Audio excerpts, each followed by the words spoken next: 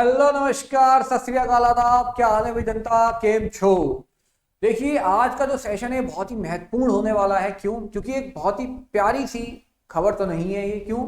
क्योंकि भैया देखिए, किसी भी यूनिवर्सिटी किसी भी कॉलेज में अगर बात की जाए तो जब फैकल्टीज की बात होती है तो दो तरीके की फैकल्टी होती है। एक तो परमानेंट फैकल्टी होती है आपकी, ठीक है, और एक होती है गेस्ट फैकल्टी।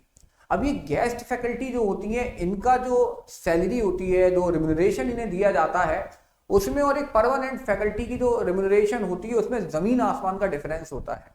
लेकिन सवाल ये है कि भाई जब काम पढ़ाने का ही है तो भाई सैलरी अलग अलग, क्या ये जो गेस्ट फैकल्टी है इन्हें भी जो रिम्यूनरेशन है, जो पारिश्रमिक है, ये उतना ही मिलना चाहिए जितना एक रेगुलर फैकल्टी को मिलता है जो इंटरव्यू क्रैक करके आए हुए हैं, है ना? तो आज इसी बात पे हम लोग चर्चा करने वाले हैं क्योंकि सुप्रीम कोर्ट का बड़ा फैसला आया है इसके ऊपर, ठीक है।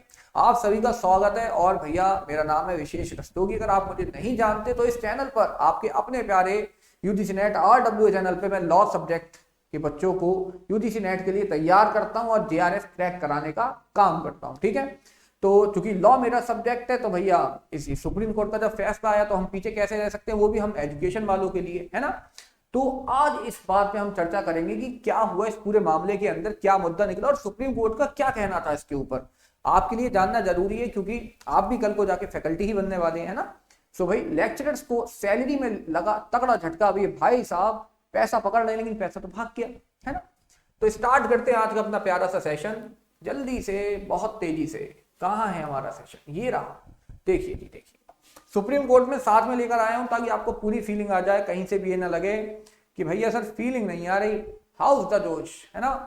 चलो जी, देखो भाई सुप्रीम कोर्ट का फैसला है गेस्ट लेक्चरर्स के ऊपर, और इस केस का नाम जो है वो है state of Madhya Pradesh and others versus guest faculty association 2026 का ये केस है। इसमें तो न्यायमूर्ति थे हमारे, उन न्यायमूर्ति का नाम है न्यायमूर्ति अरविंद कुमार और JB पारदीवाला। ये दो हमारे मेन जज थे इसके अंदर जिन्होंने इस मामले को सुना और रूलिंग दी थी, ठीक है। क्या हुआ इस केस के अंदर जानते हैं, क्लियर। देखिए सबसे पहले इशू क्या था कोर्ट के सामने कि भाई साहब ये जो सर जी पढ़ा रहे हैं यहाँ पर, ये गेस्ट फैकल्टी हैं। क्या है? ये गेस्ट लेक्चरार हैं। तो क्या गेस्ट लेक्चरार जो होते हैं इन्हें नियमित शिक्षक के बराबर वेतन के हकदार हैं ये? क्यों? क्योंकि जब कॉन्स्टिट्यूशन संविधान की हम बात करते हैं तो संविधान में आपको DPSP के अंदर इंश्योर किया गया है equal pay for equal work, ठीक है। एक समान कार्य के लिए एक समान वेतन का सिद्धांत निहित है आपके संविधान के अंदर। तो क्या ये सिद्धांत को यहां भी अप्लाई किया जाना चाहिए? जो गेस्ट लेक्चर और जो नियमित यानी जो रेगुलर आपके क्या है गेस्ट लेक्चरर्स की तरह जो रेगुलर आपकी क्या है फैकल्टी है, उनको भी सेम सैलरी मिले। तो यही सवाल इनके सामने था। सबसे बड़ा इशू कोर्ट के सामने यही था इस पूरे मुद्दे के अंदर। अब इसके ऊपर ऐसा नहीं है ये पहली बार मुद्दा उठा, इससे पहले भी जजमेंट आते रहे, अलग अलग फैसले हुए हैं, लेकिन अब मामला जब सुप्रीम कोर्ट में है तो भाई फिर तो इसकी बात ही अलग है। अब देखो यहाँ क्या करा सुप्रीम कोर्ट ने। सुप्रीम कोर्ट ने सबसे पहले क्या कहा, सबसे पहले इस पूरी बात को रिजेक्ट ही कर दिया। बोले कोर्ट ने डिक्लाइन कर दिया डिमांड ऑफ इक्वल पे।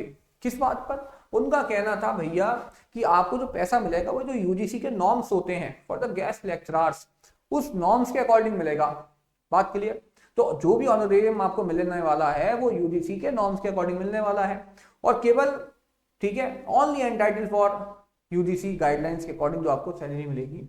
आपको फैकल्टी का स्टेटस मिलता नहीं है। आपका जो स्टेटस है वो गेस्ट लेक्चरर का है, ना कि उस फैकल्टी का जो रेगुलर फैकल्टी है जो एक एग्जाम को क्रैक करके आई है, जो इंटरव्यू को क्रैक करके आई है ना। तो पूरी क्वालिफिकेशन थी वो पूरे करके आई है ना। तो आप गेस्ट लेक्चरर होते हुए आप रेगुलर फैकल्टी के तौर पे उस जो ओहदा है उनका, वो जो उनका स्टेटस है, उस स्टेटस को गेन आप वक्त इसके चलते नहीं कर सकते। तो जब स्टेटस नहीं है तो भाई सैलरी कैसी? तो can not be treated as equal to regular faculty members, clear. और अगली बात इन्होंने बोला कि guest lecturers entitled only to honorarium आपका जो यूजीसी नॉर्म्स के अकॉर्डिंग है और रेगुलर फैकल्टी ये है। बात क्लियर। अब इसके बाद क्या हुआ इस मामले में, तो देखो इसमें रीजनिंग क्या दी गई, तो एक एक करके हम पूरी रीजनिंग को समझते हैं। देखो सबसे पहले टेम्पररी और नीड बेस्ड अपॉइंटमेंट। इनका कहना यह था कि आपकी जो जॉब है ये टेम्पररी जॉब, यानी गेस्ट लेक्चर की जो जॉब होती है, सुप्रीम कोर्ट का कहना है ये टेम्पररी जॉब होती है, अस्थायी जॉब होती है, और ये आवश्यकता अनुसार है। मान के चलो अभी आपकी उस संस्थान में आवश्यकता है, कल को आवश्यकता ना हो, तो जब आवश्यकता है या नहीं है, जब आपकी जॉब ही सर्टेन नहीं है तो सैलरी कैसे बराबर हो जाए? ठीक है, पहला इनकी रीजनिंग। दूसरी रीजनिंग थी इनकी कि आपकी ड्यूटीज जो होती हैं, जो आपके दायित्व होते हैं वो सीमित होते हैं, लिमिटेड होते हैं, ठीक है, आपके दायित्व लिमिटेड है, जबकि जो रेगुलर फैकल्टी होती है उसका काम पढ़ाने से कहीं ज्यादा होता है उस संस्थान के अंदर, ठीक है। तो मेनली आपकी ड्यूटी केवल टीचिंग की, आप आए, 1 lecture 2 lecture 3 lecture what ever it may be आपने दी और आप चले गए, है ना। अगली जो रीजनिंग है इनका कहना है नो रिगरस सिलेक्शन प्रोसेस, आपका कोई भी कठोर चयन प्रक्रिया नहीं होती, ठीक है। तो गेस्ट फैकल्टीज होती हैं, इनकी कोई चयन प्रक्रिया नहीं है, बहुत से बहुत चयन प्रक्रिया हुई तो क्या हुई, आपका इंटरव्यू करा लिया गया किसी भी संस्थान के अंदर, है ना, आपकी हो सकता है वहां पे डेमो क्लास करा के देख ली गई हो। तो ये सुप्रीम कोर्ट के अकॉर्डिंगली कोई चयन प्रक्रिया नहीं होती। चयन प्रक्रिया का मतलब एक कमीशन ने पूरा पेपर कराया हो जिसमें फिर आपका इंटरव्यू दिया हो, उसके बाद जाके आपका सिलेक्शन हुआ हो, है ना।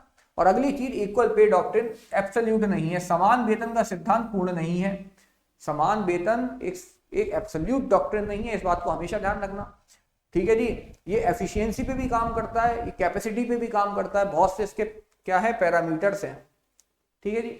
तो भैया लास्ट में जो अस्थायी और नियमित कर्मचारी हैं तो इसमें अंतर यहाँ पर स्पष्ट कर दिया गया कि भैया आप अलग हैं, सेम नहीं है, not same, that's why your salary is different, ठीक है जी। और यूजीसी नॉर्म्स ये फॉलो किए जाने चाहिए स्ट्रिक्टली इन केस ऑफ आपके गेस्ट फैकल्टी के केस में, ठीक है। इंस्टीट्यूशनल कंप्लायंस रिक्वायर्ड है, यूजीसी मानकों का पालन अनिवार्य है। आर्टिकल 14 और 39D का स्कोप यहाँ पे क्लैरिफाई हुआ था इस केस के अंदर, ठीक है, जो कि आपके कॉन्स्टिट्यूशनल राइट है, एक फंडामेंटल राइट है, तो दूसरा direct principle of state policy है आपका, ठीक है जी। बताइए इतनी बात समझ में आ गई। तो यानी कि गेस्ट लेक्चरार जो हैं उनका स्टेटस और एक रेगुलर फैकल्टी का स्टेटस जमीन आसमान का अंतर होता है, इस बात को ध्यान रखिएगा। तो कोशिश कीजिए कि आप किस कैटेगरी में आ जाएं, आप रेगुलर वाली कैटेगरी के अंदर आ जाएं, ताकि वो पैसे ऐसे करके पकड़ने ना पड़े। Is that clear? चलिए, तो आई होप सो आपको ये वीडियो इन्फॉर्मेटिव लगा होगा, और ऐसे ही अगर आप इन्फॉर्मेशन चाहते हैं और पढ़ना चाहते हैं, खासकर अगर मैं तो लॉ सब्जेक्ट पढ़ाता हूँ, तो लॉ सब्जेक्ट में पढ़ना चाहते हैं आप, बहुत बहुत स्वागत है आपका, ठीक है जी। तो मिलते हैं आपसे 4 बजे लॉ की क्लास होती है रेगुलरली हमारी इसी चैनल पे यूजीसी नेट RWA पर। तो मुलाकात होती है आपसे नेक्स्ट सेशन में, तब तक के लिए नमस्कार, जय हिंद।